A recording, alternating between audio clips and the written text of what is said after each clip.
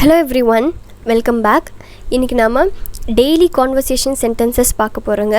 இதுல என்ன டாபிக் இன்னைக்கு நாம பார்க்க போறோம் அப்படினா நாம செல்ஃப் இன்ட்ரோடக்ஷன் பார்க்க போறோம். செல்ஃப் இன்ட்ரோடக்ஷன் அப்படினா என்ன? நாம நம்மளை பத்தி மத்தவங்க கிட்ட நம்ம எப்படி சொல்லணும் அப்படிங்கறத பத்தி நாம இங்க பார்க்க போறோங்க. And before getting into the video, I just want to share you something.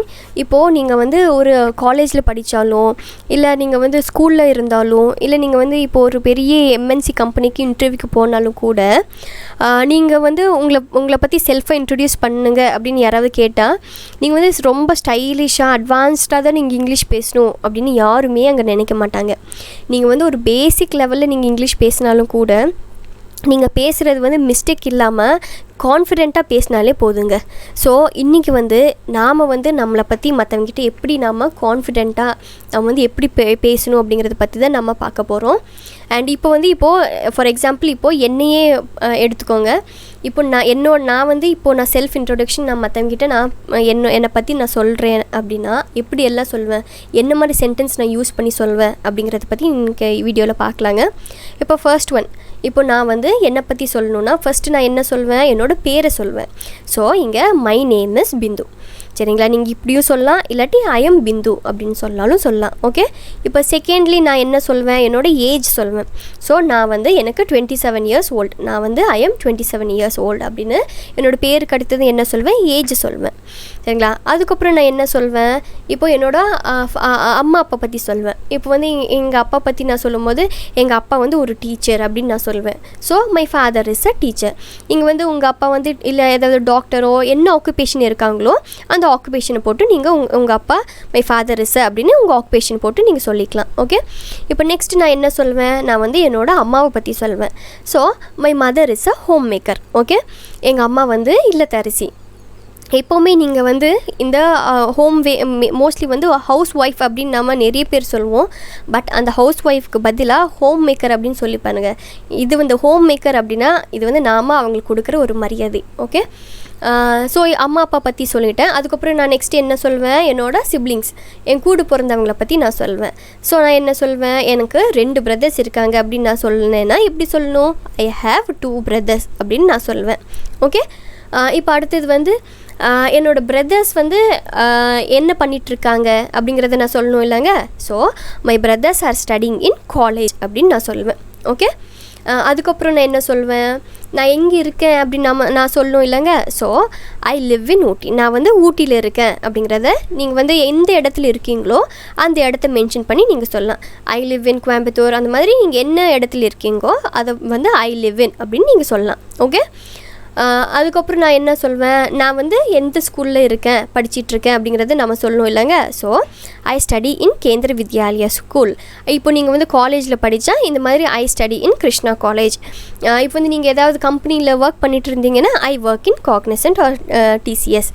இந்த மாதிரி நீங்கள் என்ன காலேஜ்லேயோ ஸ்கூல்லையோ என்ன இதில் இருக்கீங்களோ அதை பற்றி நீங்கள் சொல்வீங்க.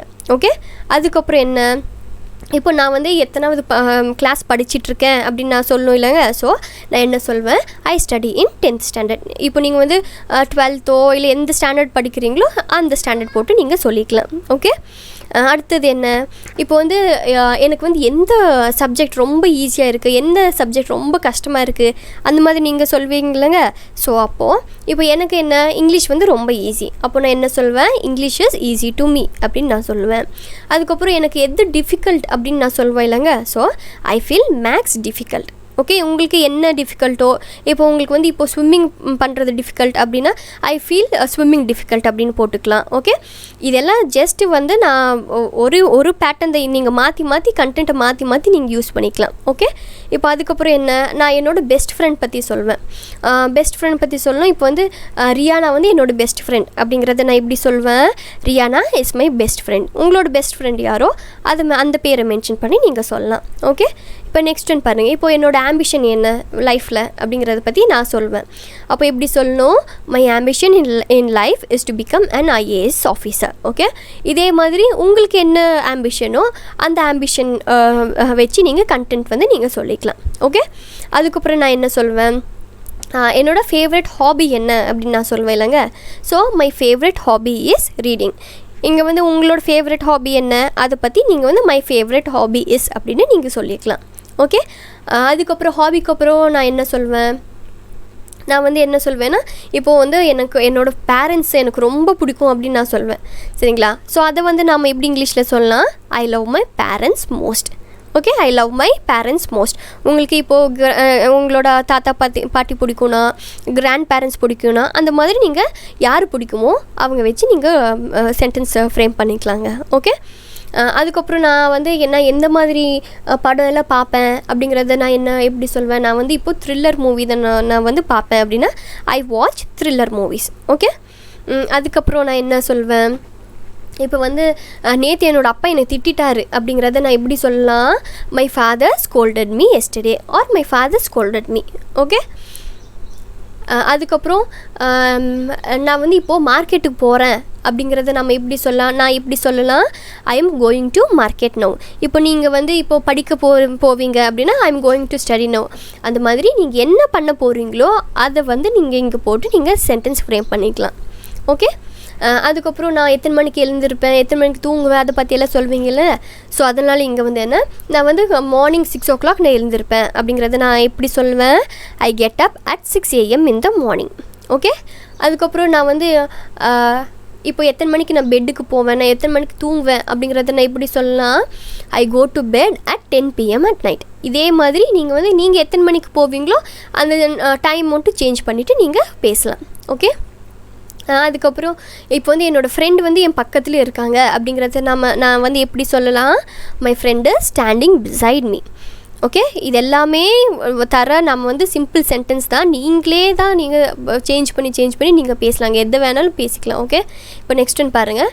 இப்போது நான் வந்து என்னோடய ஃப்ரெண்டு வீட்டுக்கு நான் நேற்று போனேன் அப்படிங்கிறத நான் எப்படி சொல்லலாம், I went to my friends house yesterday. Okay. இதே மாதிரி நான் நேற்று சினிமாவுக்கு போனேன், அந்த மாதிரி நீங்கள் எது வேணாலும் நீங்கள் போட்டு நீங்கள் சென்டென்ஸ் ஃப்ரேம் பண்ணிக்கலாங்க. அடுத்தது வந்து இப்போது என்னோடய பேரண்ட்ஸ் வந்து என்னை நல்லா பார்த்துக்கிறாங்க, கவனிக்கிறாங்க அப்படிங்கிறது நான் எப்படி சொல்லலாம், my parents look after me. Okay. சரிங்களா? இப்போ நெக்ஸ்ட் ஒன் பாருங்கள்.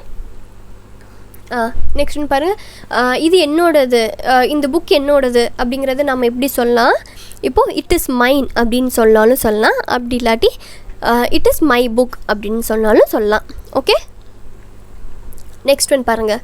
இப்போ வந்து கிரிக்கெட் வந்து ஒரு என்னை வந்து எந்த கேம் இன்ட்ரெஸ்டிங் அப்படின்னு நான் சொல்வேன், கிரிக்கெட் வந்து ரொம்ப இன்ட்ரெஸ்டிங் கேம் அப்படின்னு. ஸோ அதை வந்து நம்ம எப்படி இங்கிலீஷில் சொல்லலாம், cricket is a very interesting game அப்படின்னு நம்ம சொல்லலாம். ஓகே. அண்ட் நெக்ஸ்ட் ஒன், இப்போது என்ன யாராவது நீங்கள் ஆஃபீஸ்க்கு எப்படி போவீங்க, நீங்கள் நடந்து போவீங்களா இல்லை காரில் போவீங்களா அப்படின்னு நம்ம வந்து கேட்டால் நான் இப்படி சொல்வேன், I go to office on foot or by car. நான் வந்து ஃபுட்டில் நடந்தும் போவேன் இல்லாட்டி காரில் போனாலும் போவேன் அப்படிங்கிறது தான். Okay. So I go to office on foot அப்படின்னு என்ன, நடந்து போகிறது. ஆன் ஃபுட்டுன்னா நடந்து போனாலும் போவேன், அப்படி இல்லாட்டி நான் காரில் போனாலும் போவேன் அப்படிங்கிறது தான். ஓகே. இப்போ நெக்ஸ்ட்டு வந்து இப்போ வந்து யாராவது உங்கள் ஆஃபீஸ்க்கும் வீட்டுக்கும் எவ்வளோ தூரம் அப்படின்னு யாராவது கேட்டால் அப்போ நான் சொல்வேன், my office is at a walkable distance from the house. அப்படின்னு என்ன, என்னோடய ஆஃபீஸ் வந்து நடந்து போகிற அளவுக்கு தூரம் தான், ரொம்ப தூரம் இல்லை அப்படிங்கிறத. இப்போ நடந்து போகிற அளவுக்கு தூரம் அப்படிங்கிறது நம்ம எப்படி சொல்லுவோம்னா வாக்கபிள் டிஸ்டன்ஸ் அப்படின்னு சொல்லுவோம். ஓகே. கிளியருங்க, walkable distance from the house. Okay. Next one பாருங்கள்.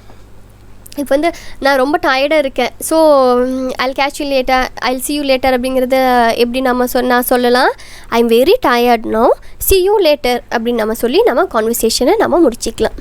ஓகே. சரிங்களா?